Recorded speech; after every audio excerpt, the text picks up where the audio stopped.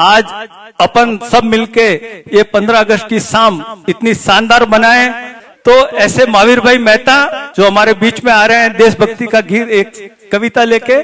स्वतंत्रता दिवस की इस पावन संध्या पर मित्रों, मैं आज आपको एक फौजी जवान की वीर गाथा सुनाना चाहता हूं, सुनिएगा। वैसे पहले बता दूं कि मैं बिना कवर वाला कवि हूं, तो कुछ गलती हो जाए तो माफ करना, वरना जो जी में आए करना, यहां कुछ फर्क नहीं पड़ना।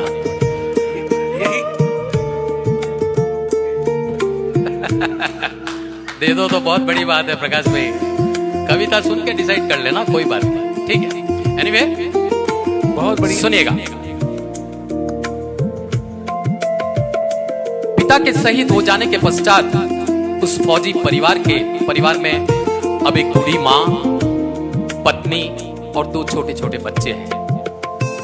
बेटी की उम्र यही कोई 2-3 साल रही होगी और बेटा 13 साल का।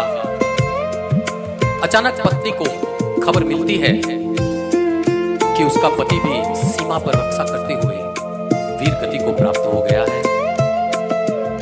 तिरंगे में लिपटी लाश जब उसके घर पर आती है तो पत्नी बड़ी मुश्किल से अपने आप को इस स्थिति से संभालते हुए अपने पति का अंतिम संस्कार करने के पश्चात पूरी हिम्मत के साथ अपने दोनों बच्चों को बड़ा करती है। इकलौते बेटे की उसको देश प्रेम की किस्से कहानियां सुना सुनाकर उसकी रगों में भी देशभक्ति का खून भर देती है। बेटा बड़ा हो जाता है और धीरे धीरे वो भी फौज में भर्ती होने के लिए लालायित हो जाता है और अंततः मां अपने इकलौते बेटे को भी फौज के हवाले कर देती है, ये संदेश देते हुए कि जा बेटा, दुश्मनों का डट कर मुकाबला करना, अपने पिता के अधूरे सपनों को पूरा करना और मां कसम कभी पीछे मुड़कर मत देखना। बेटा फौज में भर्ती हो जाता है। समय बीतता जाता है। एक दिन मां को खबर मिलती है कि उसका बेटा उन कहीं कश्मीरी पत्थरबाजों के चंगुल में फंस गया है। मां का खून खौल उठता है। मित्रों, पुत्र मोह में अगर वो चाहती तो अपने इकलौते बेटे को भी वापस बुला सकती थी, लेकिन साहब वो वीरांगना थी। उसे पता था कि इस वक्त बेटे के प्रति प्रेम दिखाया तो बेटा कमजोर हो जाएगा।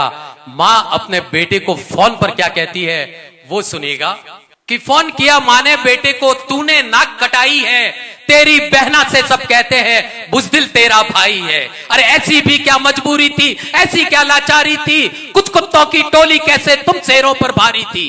अरे वीर शिवा के वंशज थे तुम, चाट क्यों ऐसे धूल गए, हाथों में हथियार थे फिर भी क्यों उन्हें चलाना भूल गए। गीदड़ बेटा पैदा करके मैंने कोख लजाई है, तेरी बहना से सब कहते हैं बुज़दिल तेरा भाई है।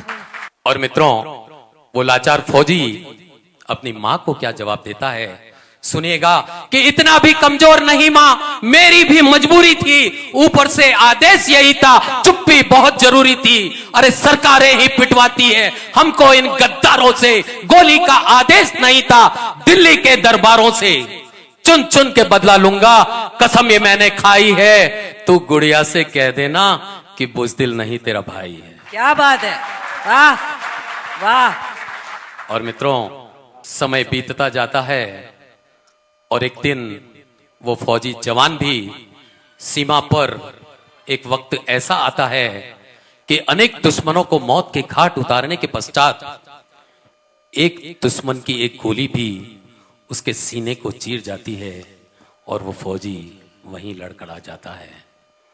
अपने रक्त रंजित हाथों से मौत के चंद क्षणों के पहले वो अपनी मां को एक खत लिखता है।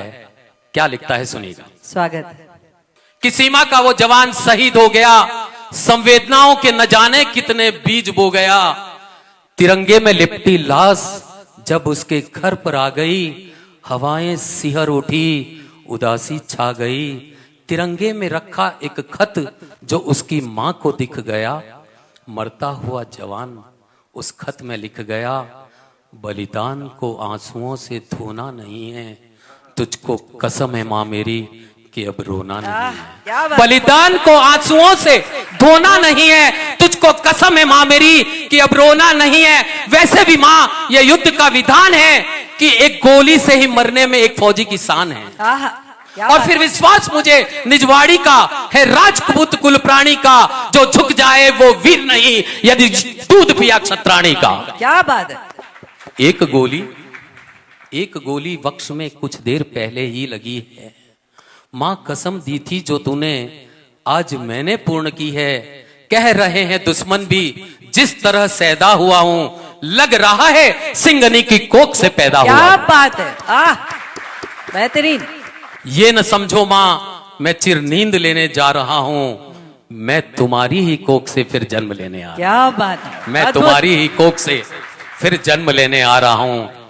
और मित्रों, आप और हम शायद ये सोच भी नहीं सकते, ये कल्पना भी नहीं कर सकते कि जिस दिन वो बेटा शहीद हुआ होगा, उस रात वो मां न जाने कैसे सोई होगी। मैं तो केवल इतना जानूं कि सीने में उतरने से पहले वो गोली भी शायद रोई होगी, वो गोली भी शायद रोई होगी। ओह।